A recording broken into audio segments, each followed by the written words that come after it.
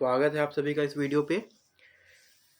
जैसा कि आप सभी को पता है, एस्पायरेंट्स के लिए एक गुड न्यूज़ है कि विभाग ने चुनाव आयोग से 230 पोस्ट की भर्ती के लिए चुनाव आयोग से परमिशन मांगी है। इसका मतलब ये है कि 230 पोस्ट तो आना है, ये तय है। ठीक है, ये बहुत अच्छी खबर है सभी के लिए। और अगर चुनाव आयोग का परमिशन मिलता है तो ये नोटिफिकेशन 26 नवंबर को परंपरा के अनुसार आ जाएगा। अगर एट द वर्स्ट सिनेरियो अगर ये नहीं मिलता है तो आफ्टर 5 दिसंबर जब हमारा आचार संहिता खत्म हो रहा है उसके बाद ये पोस्ट आ जाएगा। बट 230 पोस्ट आने ही आने हैं और ये पोस्ट बढ़ भी सकते हैं जब हमारी सरकार बनेगी। सरकार के विभागों में और आवश्यकता होगी तो विभाग से और रिक्वायरमेंट आएगा, तो ये पोस्ट 230 पोस्ट है, ये बढ़ने की संभावना है। और ये अच्छी न्यूज़ इसलिए है क्योंकि पिछले 4-5 साल के इतिहास में, सीजीपीएससी के इतिहास में ये हाईएस्ट नंबर ऑफ पोस्ट है। तो जो हमारा 2023 वाला सीजीपीएससी होने वाला है वो बहुत ही अच्छा अपॉर्चुनिटी होने वाला है। अभी इसी को ही अगर हम काउंट करें तो इसका 15 गुना करेंगे तो यहाँ से 3450 लोग प्रीलिम्स के लिए प्रीलिम्स में क्वालिफाई करेंगे। तो सबके लिए बहुत ही अच्छी अपॉर्चुनिटी है। इसी चीज़ को ध्यान में रखते हुए मैंने सोचा कि मैं भी आप लोगों के लिए कुछ अच्छा लेके आऊँ। तो मैंने एक प्रोग्राम लेके आया हूँ आप लोगों के लिए। इस प्रोग्राम के तहत हम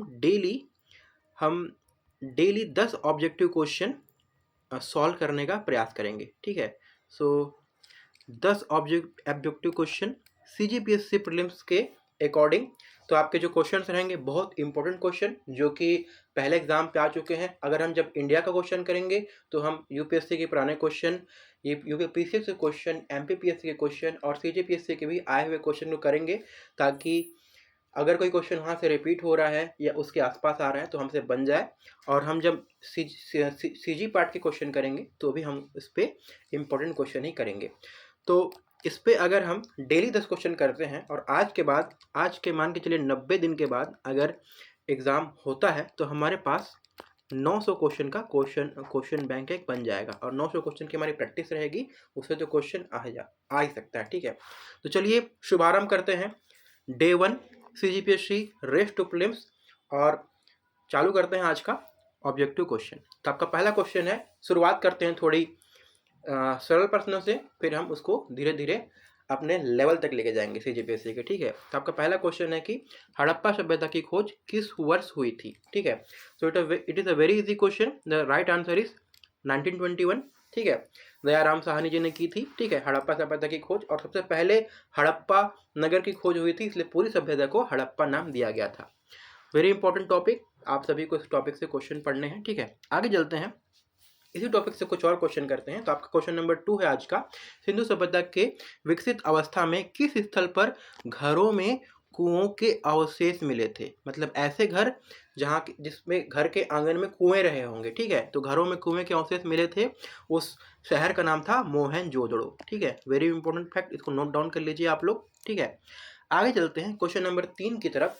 तो क्वेश्चन नंबर 3 है कि कौन सा हड़प्पा कालीन नगर 3 भागों में विभक्त था। तो मतलब एक नगर था, उसको 3 अलग अलग भाग में डिवाइड किया गया था। ठीक है, तो वो शहर था धौलावीरा। ठीक है, वो जो शहर था वो 3 भागों में विभक्त था।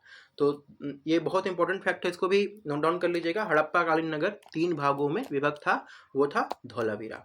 आगे बढ़ते हैं चौथे क्वेश्चन की तरफ।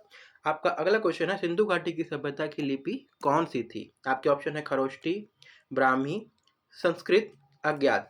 तो अगर आप इसको थोड़ा दिमाग में जोड़ डालेंगे तो आपको पता चलेगा कि इनकी जो लिपि है उसको हम अभी तक पढ़ नहीं पाए हैं। ठीक है, कोई इसको पढ़ ही नहीं पाया है, तो इसका आंसर इसलिए हो जाएगा अज्ञात है। ये अभी तक कोई इसको डिसाइफर नहीं कर पाया है इस लिपि को, इसलिए जो सिंधु घाटी की सभ्यता की लिपि है वो है अज्ञात। ठीक है, आगे चलते हैं क्वेश्चन नंबर 5 की ओर। तो आपका क्वेश्चन नंबर 5 है कि हड़प्पा कालीन स्थलों से अभी तक किस धातु की प्राप्ति नहीं हुई है। तो आपके ऑप्शन है स्वर्ण, चांदी, तांबा, लोहा। तो हमको पता है कि जो लौह युग है वो थोड़ा बाद में आया था, और जो अपना हड़प्पा है वो थोड़ा सा चैल्कोलिथिक बोलते हैं या फिर जो ब्रॉन्ज एज जो बोलते हैं, तो उसकी वजह से वहाँ पे तांबा था, चांदी भी थे और स्वर्ण भी थे, और वहाँ पे लोहा नहीं था। लोहा फिर वैदिक काल, उत्तर वैदिक काल तक फिर आने लग गया था। ठीक है, तो इसका सही आंसर क्या होगा? लोहा। हड़प्पा कालीन स्थलों में अभी तक लोहे का साक्ष्य नहीं मिला है, उस समय लोगों को लोहे की जानकारी नहीं थी। अगला क्वेश्चन चलते हैं क्वेश्चन नंबर 6 की ओर। आपका क्वेश्चन नंबर 6 है, वैदिक युग में आपके ऑप्शंस हैं, बहुविवाह प्रथा नहीं थी, बाल विवाह प्रमुख था, विधवा पुनः शादी कर सकती थी और पत्नी का समाज में उच्च स्थान था।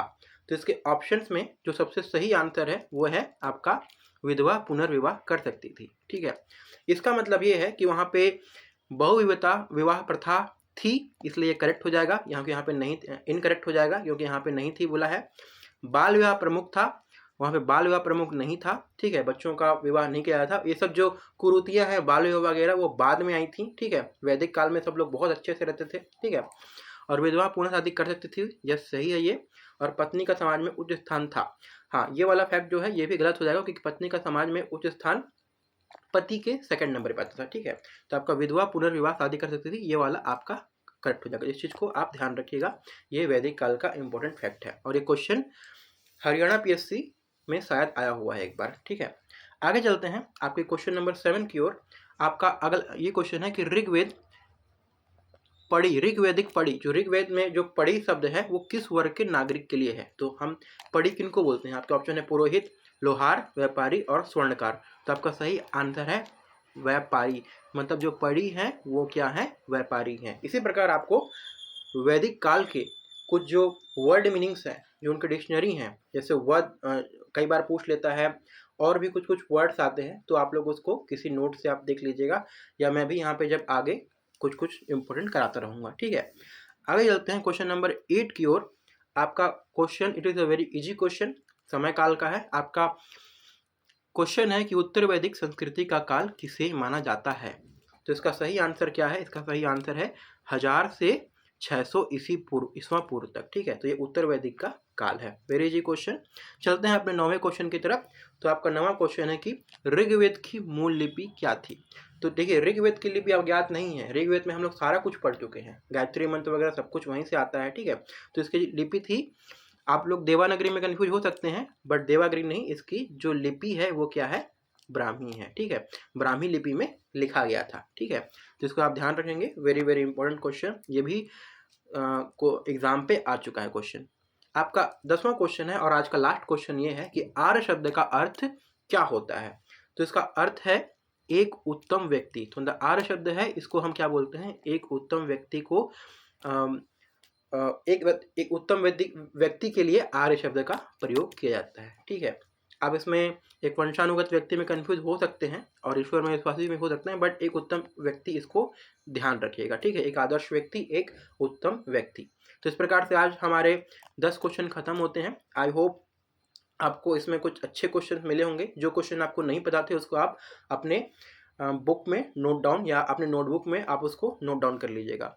अगर आपको ये मेरा प्रयास अगर सही लगा हो, अच्छा लगा हो, यूज़फुल लगा हो, तो आप इसको वीडियो को प्लीज़ लाइक करिए, चैनल को प्लीज़ सब्सक्राइब करिए। तो क्योंकि मैं ये जो प्रोग्राम है आपके लिए मैं डेली 10 क्वेश्चन लेके आऊँगा, तो अगर आप सब्सक्राइब करके बेल आइकन को अगर आप क्लिक कर देंगे तो आपको डेली इसकी नोटिफिकेशन बहुत पहले मिल जाएगी। ठीक है, और इस वीडियो को आप शेयर कीजिए अपने फ्रेंड्स तक जो लोग एग्ज़ाम दे रहे हैं, ताकि इस इनिशिएटिव को थोड़ा रीच मिले और मुझे भी आगे इसको कंटिन्यू करने का प्रोत्साहन मिले। तो मिलते हैं फिर अगले वीडियो पे कल, तब तक के लिए bye bye and take care.